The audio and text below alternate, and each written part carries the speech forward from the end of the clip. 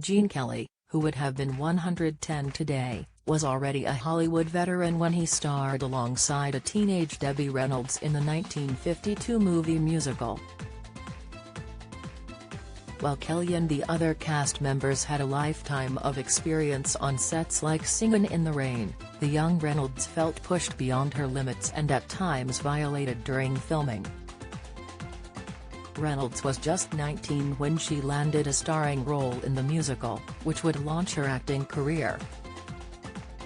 However, the teenager had no dancing experience prior to this, nor did she understand the monumental effort she would need to put in order to maintain Kelly's notoriously high standards as a director. The relatively inexperienced actress was confronted with situations she had never dealt with before, one of which was the seemingly romantic scene between her character and Kelly's. In the actress' memoir Unsinkable, Reynolds recalls, "The camera closed in. Gene took me tightly in his arms. And shoved his tongue down my throat." The startled actress screeched and pulled away from Kelly, running around the studio searching for a drink to cleanse my mouth. She shared, "I was an innocent kid who had never been French kissed. It felt like an assault. I was stunned that this 39-year-old man would do this to me." This was additionally confusing for Reynolds as up to this point Kelly criticized everything I did on set, compounding her already present self-doubt that she could not pull off her role.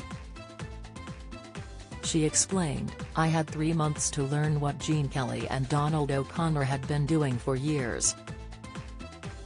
Kelly's widow, Patricia Ward Kelly, explained in a 2012 interview with Newsday that the actor choreographed routines to suit who would be dancing them, endeavoring to ensure the dances were within Reynolds' capabilities.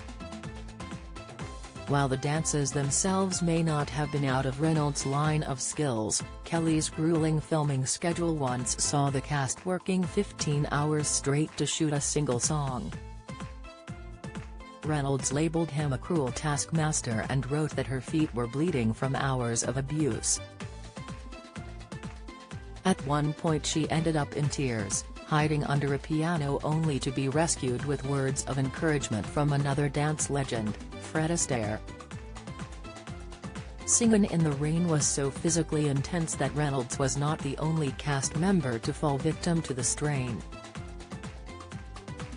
Don't Miss, Kelly himself ended up recording the title song while suffering with a fever of 39°C. Patricia confirmed this in an interview with Radio Times in 2016, as she noted, "You have to remember he's directing, choreographing and starring in the picture, and so it is hard to have any downtime for someone of that magnitude." She also described how Kelly would emerge from the set to lie in the sunlight and bake this fever out of him for a moment before going back in to shoot. Years after the film's release, Reynolds reportedly said that making the film and childbirth were the two hardest things she had ever gone through. Despite how Kelly reportedly treated her on set, the two would go on to form a friendship off-camera. Reynolds recalled in her memoir how Kelly had come backstage whilst she was making her Broadway debut. She wrote, "After the show, he came backstage, hugged me, told me how proud he was of me, and kissed me, no tongue. I was so moved, I cried." The actress admitted that Kelly's harsh rehearsals had transformed an untrained high school girl into a dancer.